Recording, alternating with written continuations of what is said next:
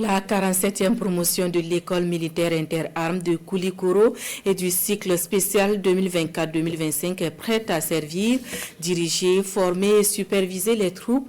Ils sont plus de 300 officiers qui viennent ainsi renforcer la chaîne de commandement de l'armée malienne et celle de 8 autres pays. La cérémonie de fin de formation dans la pure tradition militaire s'est faite sous l'œil du chef suprême des armées maliennes, le général d'armée Assimi Goïta, Sira Bachili.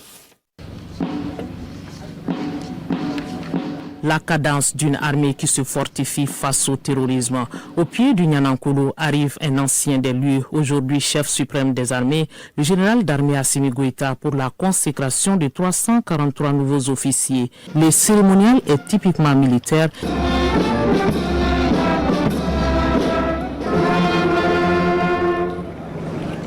La 47e promotion forte de 9 pays signe son entrée avec le cycle spécial 2024-2025 de l'école militaire interarmes de Koulikoro Emia dans une allure martiale.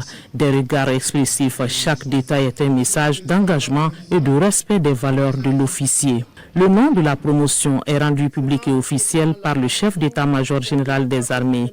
La 47e promotion est baptisée Promotion Pangassi Sangaré de l'Emia. Après 2 ans de formation, les 343 officiers reçoivent des mains de leurs parrains les sabres de commandement et les épaulettes. Les nouveaux officiers exécutent par la suite la figure symbolique, une démonstration qui met en lumière l'unité nationale et les valeurs fondamentales de l'officier.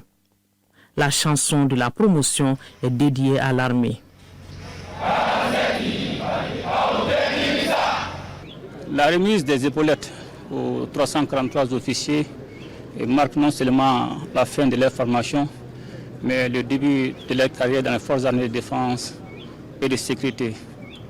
Et cela s'inscrit en droite ligne de la vision des auteurs de la transition, qui est de disposer une armée à la hauteur des menaces qui caractérisent notre environnement national et international. Je voudrais remercier le peuple malien et saluer surtout la résilience du peuple malien qui a très vite compris depuis le début de la transition de soutenir les orientations des outils de la transition et qui est de refonder notre outil de défense. Et le président Goïta de poursuivre que défendre la souveraineté et la maintenir se réalise avec une armée digne de ce nom, répondant aux exigences des défis actuels liés à la lutte contre le terrorisme.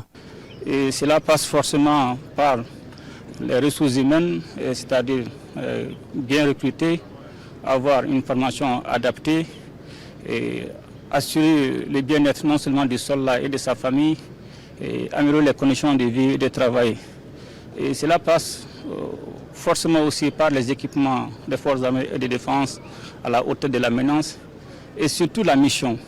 Donc c'est la combinaison de ces différents éléments qui détermine non seulement la capacité et la montée en puissance d'une armée.